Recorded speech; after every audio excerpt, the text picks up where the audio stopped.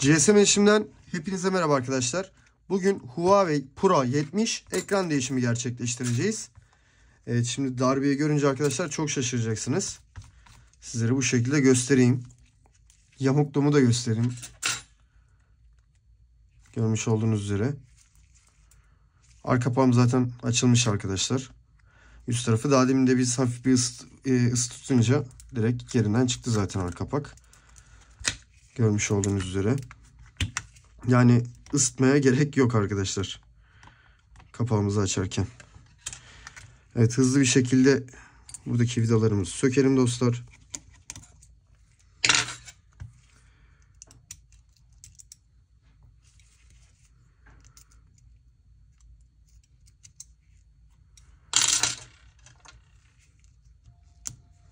Görmüş olduğunuz üzere kapağımız. Daha ben bu şekilde sizlere bir göstereyim dostlar. Veya yapıldıktan sonra göstereyim, daha sağlıklı olur. En azından düz olur. Bakalım bu yamukluğa karşı cihazımız çalışacak mı? Şu an çalışıyor.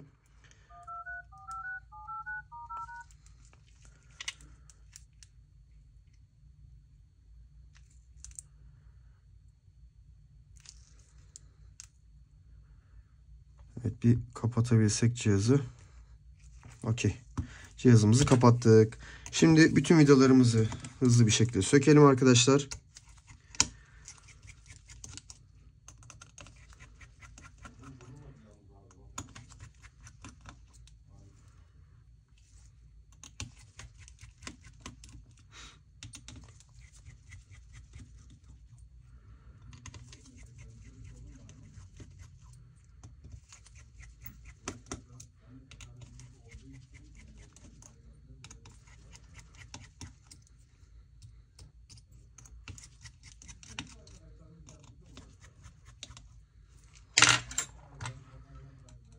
Evet, buradaki etiketlerimizi de çıkartalım dostlar.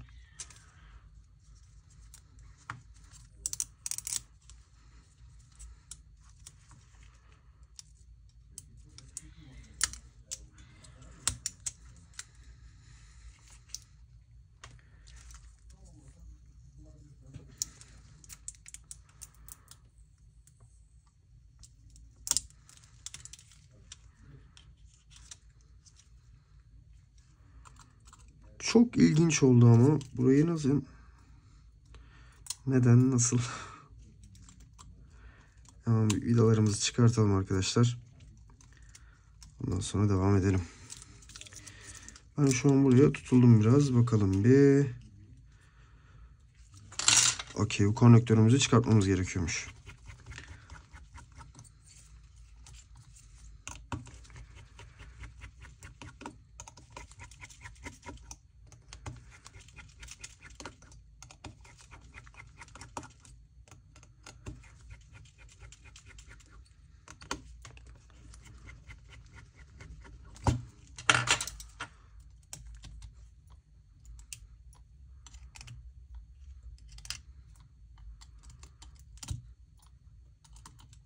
Alt taraftaki buzzer'ımızın olduğu yerdeki bütün vidalarımızı çıkarttık dostlar. Buradan bu koruma metalimizi çıkartıyoruz. Evet. Burayı da çıkarttık. Daha bu bantını da güzelce yapıştıralım dostlar, hızlı bir şekilde.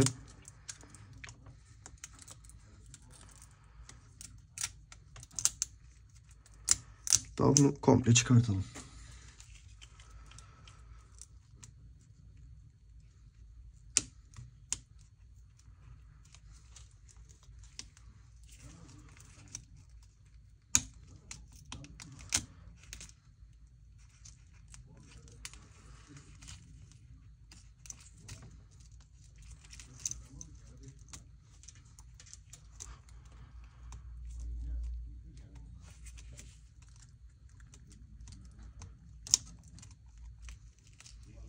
Buradaki konnektörlerimizi de aldık. Evet dostlar, çıkarttık üst kapağımızı. Evet, batarya konnektörümü çıkartıyorum.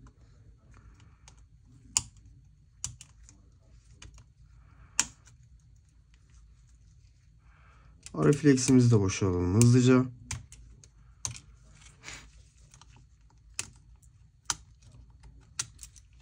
Görmüş olduğunuz üzere buzzer'ımı dışarı aldım.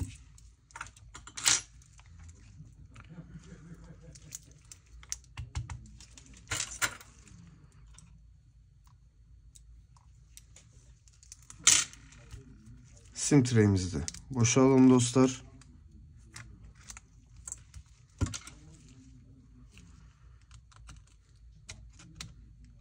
Buraları hafif böyle bir yumuşatıyorum arkadaşlar. Anakartımız yerinden rahat çıksın diye. Ve anakartta da darbe olduğu için çok hassas olmak zorundayım.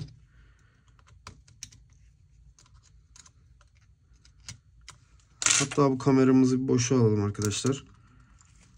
Yani bu biraz daha dikkatli yapma çabam board'dan dolayı, bu taraftan çünkü sağlam bir darbe yediği için arkadaşlar. Onun için biraz tedbirli davranıyorum açıkçası. Ön kameramızı da çıkartalım. Konektörünü çıkarttım. Onu da alacağım boşa.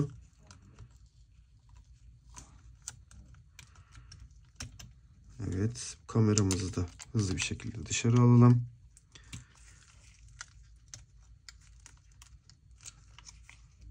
Anakartımız evet yamuk. Oo.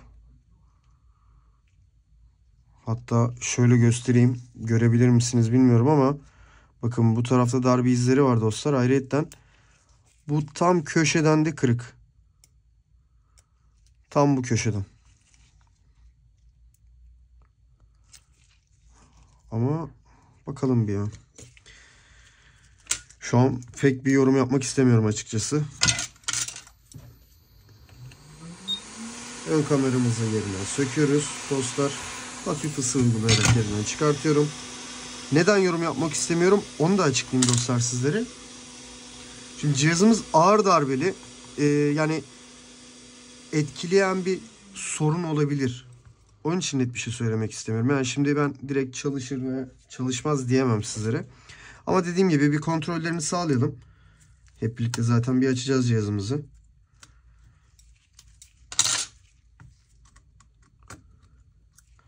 Parmak izi sensörümüzü de çıkartıyoruz.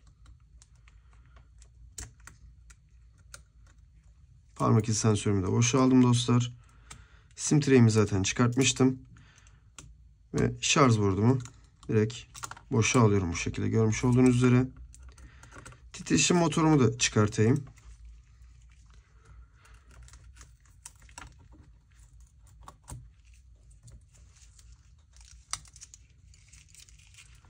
Sensörümü de çıkartıyorum.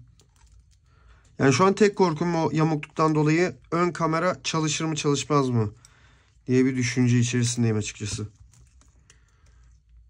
Çünkü tam o konnektörün olduğu yerden darbemiz mevcut dostlar. İç kulaklığımı da çıkartıyorum arkadaşlar.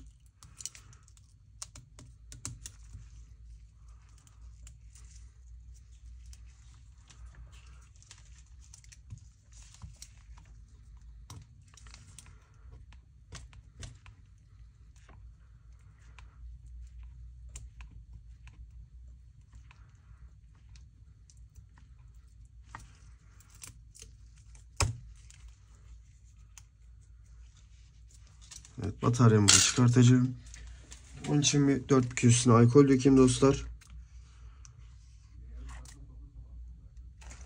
Cihazımı da köşeye bırakıyorum. Bataryayı en son sökeriz zaten. Biraz hem alkolde yapışkanları yumuşatsın arkadaşlar.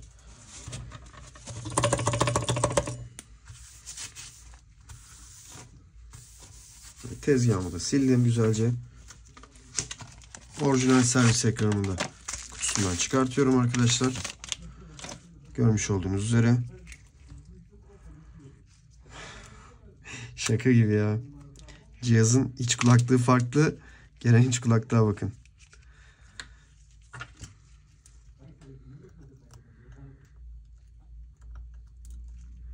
Evet, servis ekranlarında da bazen böyle bir yanlışlıklar, bir sıkıntı, sorunlar yaşayabiliyoruz açıkçası. Etiketlerimizi de sökelim hızlı bir şekilde.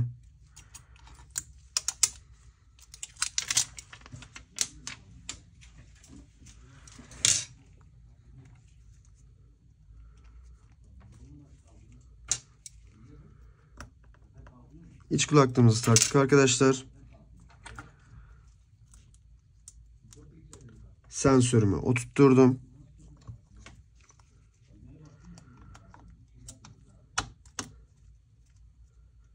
Evet, anakartımızı oturtturdum dostlar. Hızlı bir şekilde ana kamera, evet main kamera diyecektim. Onun için biraz duraksadım. Ana kameramızı yerine yerleştiriyorum dostlar.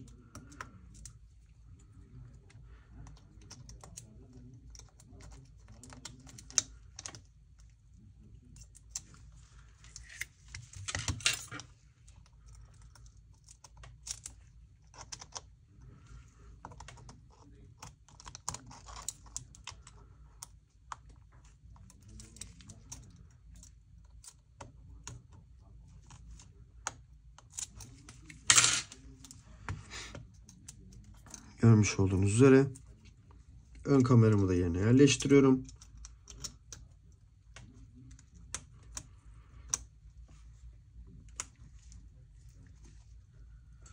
Evet, ön kameramın konektörünü de güzel bir şekilde oturtturdum dostlar.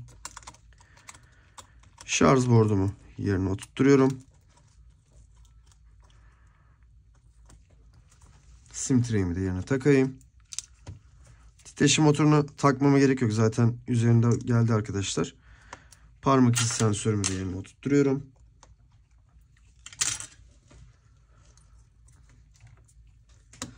Ve batarya. Bataryamı da hafiften bir kastırıyorum.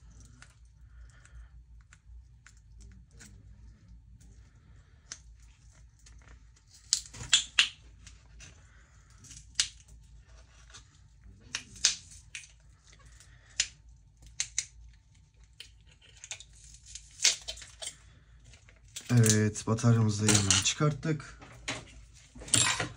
Hızlı bir şekilde onu da göstereceğim sizlere arkadaşlar. Full alkol olduğu için.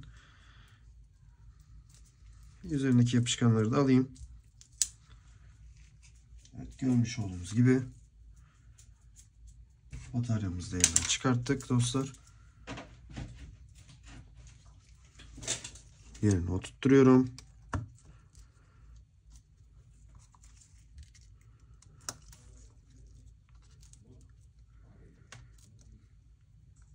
Ara fleksimi de yerine oturtturdum.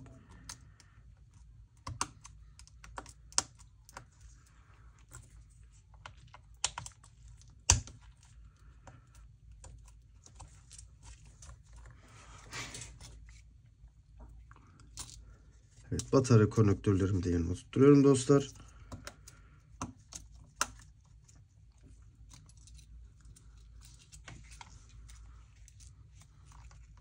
Evet, bu vidalarımızı bir dökelim buraya. Bu arada eğer sorduysanız eğer tabii ki şey diyecektim ben. Bunda koaksiyel kablosu yok arkadaşlar. İçinden geçmiyor. Bu flex üzerinden koaksiyel kablomuz böyle geçiyor arkadaşlar. Yani yolları. Evet, burada hemen kameramızı da düzeltiyorum. Okey.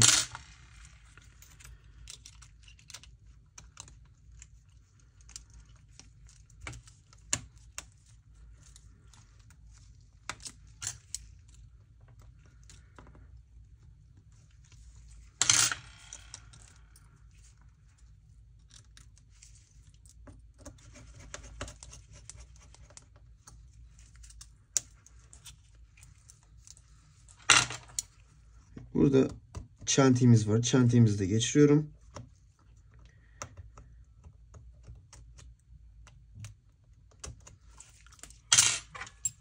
Buradaki metal hafif ittirsem yeterli olacaktır dostlar.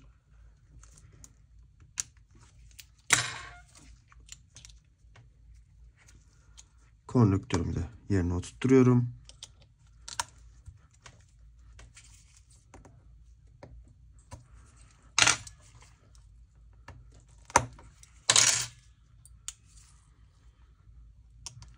Evet, vidalarımız mıknatıs olmadığı için biraz uğraşacağız dostlar.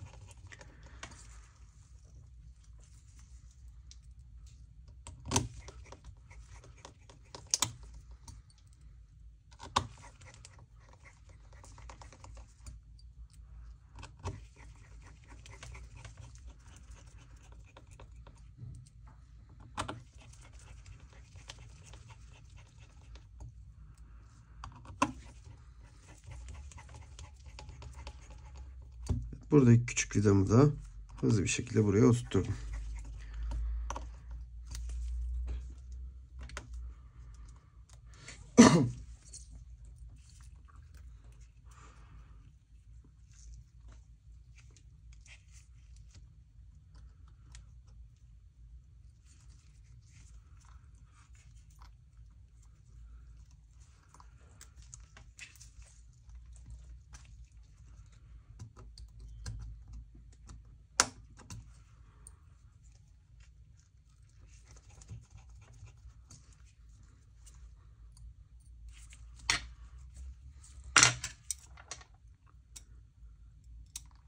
Bu küçük vidalarımızı da takalım yerlerine.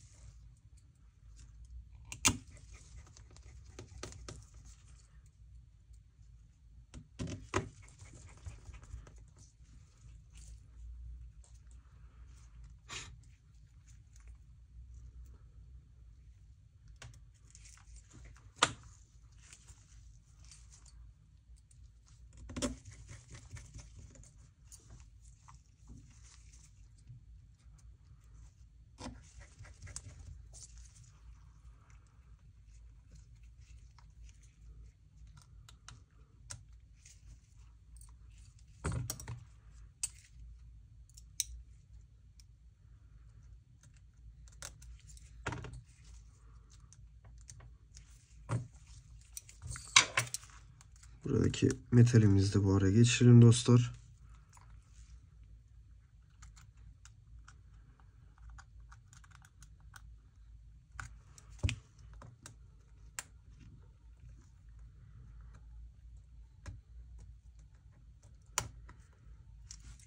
Evet, çantemi de geçirdim. Hızlı bir şekilde vidalarımı sıkabilirim.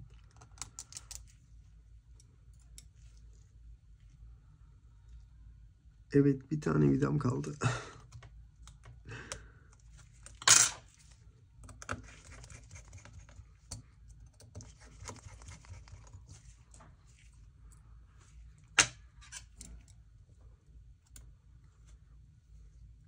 Küçük vidalarımızı da böyle yerlerine koyalım. Onları da sıkalım sonrasında.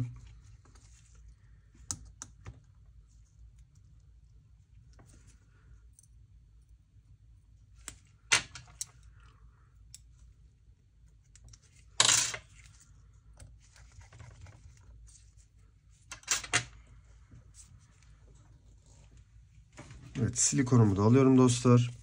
Çok ince bir şekilde dört bir köşeme sıkıyorum. Sonrasında kapağı yapıştıracağım için onun için şimdi direkt sıkıyorum arkadaşlar silikonu.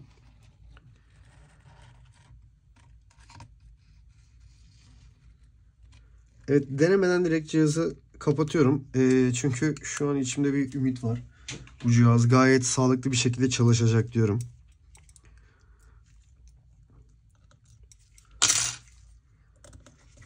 Son vidalarımızı da yerine oturtalım ve cihazımızı kapatalım dostlar.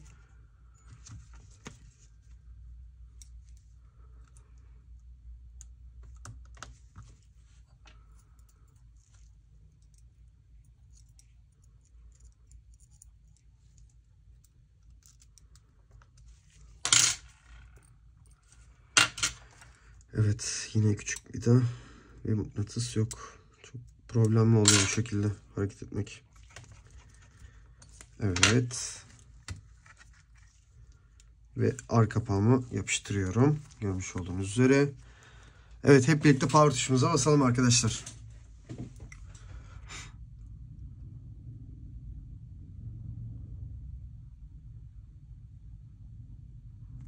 Evet, Huawei yazımız geldi. Hayırlı uğurlu olsun.